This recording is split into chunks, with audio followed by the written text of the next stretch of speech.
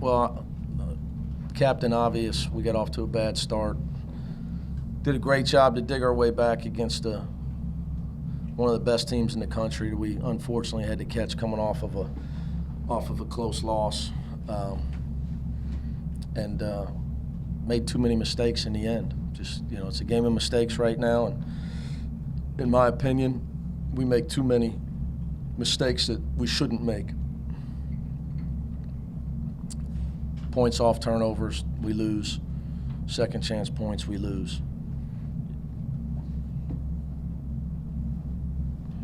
You talked yesterday about having to make sure that you didn't let them get out their fast break, and that's what got them started. How'd you guys change that up? Stop turning the ball over. We only had three in the second half. Did you think Troy rushed that shot a little bit at the end? We got 3 shots at it. He was trying to get to the rim, he couldn't. I thought the way he inbounded the ball and came up, he pinned himself too much on the sideline.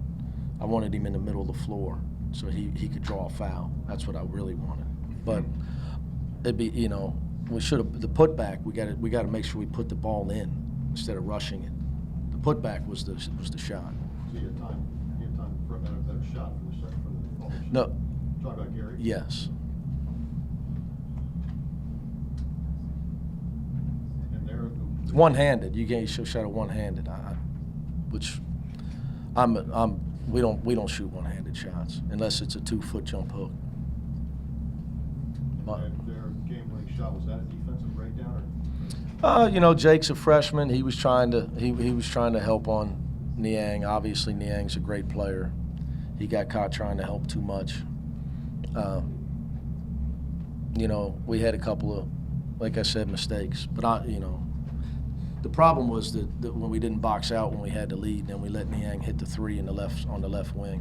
When we had fouls to give, and we were repeatedly telling guys be aggressive on the ball from the 8-minute, whenever it went forever without a timeout, it was 8-something. We only had 1 foul.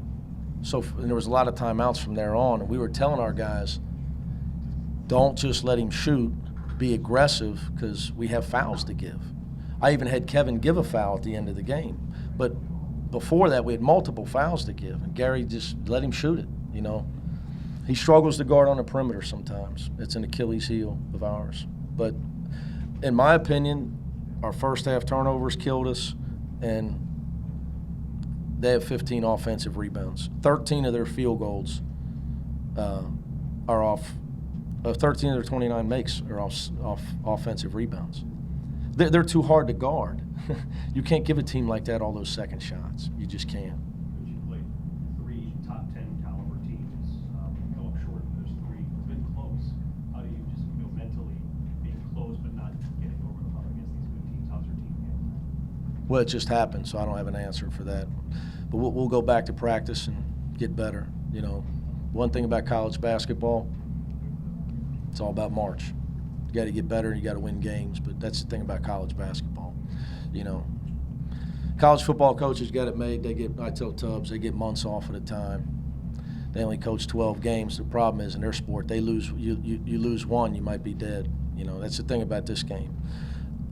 But it only helps you if you learn from it. That's the key. The beauty of our game is, though, you can learn from it. You can get better. Who's good now doesn't matter. It's who's good in February and March. So we'll just, we'll do what we've always done. I've been around. I'm getting old now. I've been around here. We'll just keep getting better. That's the key. We got to learn from it, though. We've got to eliminate mistakes. We just have too many mistakes that are, in my opinion, shouldn't happen. Anything else? Troy, it's got to be frustrating. 3 losses, three top 10 teams, and games that you've had a chance and just can't seem to close it out. What's that? How's that? I couldn't really tell you. You are correct with 3 close games. We haven't closed out well. It's just something we got to get better as a team. We can do all the talking about it, but it starts in practice. You just can't lose the rebounding war. We got a late game. We lost about 2-3 rebounds that could have closed the game. No box outs. It's just the little stuff like that we got to do better. How was the last play drawn up? What were you looking for there besides the main basket, obviously? Just to get it to the rim, but they did a good job at keeping it on the sideline, you know, and I did a terrible job at knowing how much time was on the clock. And by the time that I got down there, I felt like it was low, so I just wanted to get it on the rim. After the game, you know, Coach came to me and said there was still a lot of time. You could have kept your dribble and just got it to the rim. You know, we just wanted to get fouled, and I did a bad job at time management. Did that ball get tipped, or was it just short? Your shot? I thought the ball was long. It came off on the far side of the rim. Gary got the rebound, and he got it up, and we still had enough time, you know, to get that rebound and kick it out to Farad. And the ball just didn't go in. You know, we could have did a better job. You know, as I said, it starts with me. I got to do a better job at clock management, and Didn't feel good coming off your hand? it felt real good. And it was just a little long. You can't be mad at it, because if it would have went in, you know, the game we'd have been up 1. Just sometimes that's how the game works. Jake, what about the way you guys came back down 13? What changed there? Did you just tighten up your defense, or what happened? Yeah, we really just focused on our defense. We knew eventually our shots were going to fall. Like, we just wanted to stay with it on defense and keep getting stops so we can get back into the game. And then, like you said, you had a chance down the stretch. You guys didn't do it, but 2 turnovers. Actually, I think you did have 1. 2 turnovers I had one. down the stretch. When you had a 4-point lead, I mean, you really looked like you were going to close the thing out. Once again, you know, it's the little things. You can't do those type of little things. You got to box out. You can't turn the ball over late game, and that's how good teams win games. And it's just, we're gonna watch film. We're gonna look at it, and it's things that we got to do in practice. You know, more box out drills, or finding a man, finding a body, and you know, as a point guard, knowing the game. You can't do that in a game. They jumped out to a 14-2 lead, and they were beating you down the floor, which is the one thing we talked about yesterday not happening. Were they just faster than you thought they were?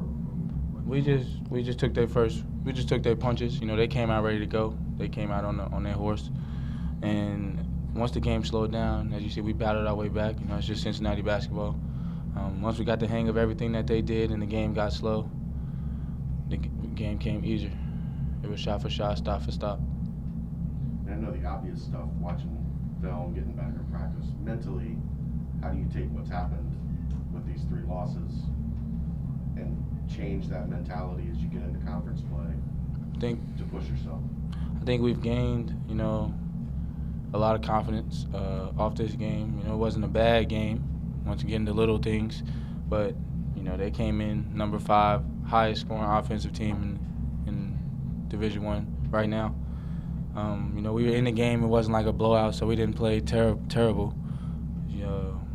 You know, it just shows that we can hang in the game regardless of, you know, they jumped to a 14-2-1. They could have put us away early.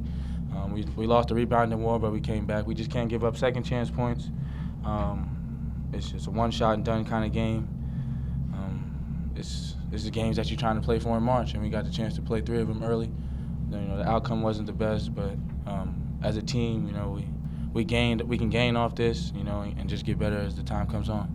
Jacob, in a huge game, sellout crowd, and coaches going isolation plays to you in the final 4 minutes, what does that do for your confidence and let you know what he thinks of your ability and what you can do? I mean, it really wasn't an isolation. It was just we was trying to we were trying to move more on offense than just standing around. And it was really just like attacking the gaps. Like, if you feel like you can get to the goal, he just wanted you to go, get to the goal, score a foul, make a play. So that was really just a game plan. Does that give you confidence, though, that he trusts you in those situations? Yeah, it definitely gave me confidence, you know. I mean, but it starts at practice. Like, we probably practice as one of the hardest teams in the country, but I feel like it always prepares us for the games. You seen a better player than George Yang? Not right now. Something. He's definitely, you can see why they're talking about him as first-team All-American. You know, he's definitely a problem because he can do it inside and out. He doesn't let, you know, people stop him from getting to his spots. You know, the scouting report is to stop him. You know, he's their leading scorer.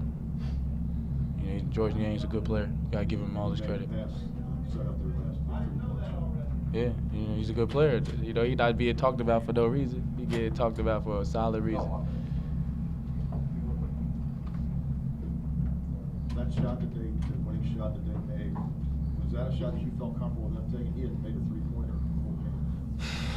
No. But we loaded the box, like the scouting report says. We just left the ball side corner. Once again, another mistake, little mistake that you can't do in a game like this, and he was fortunate enough to make the shot. You know, not mad at that, him taking it, but he can shoot. You know, anybody can shoot wide open, and late game he knocked it down.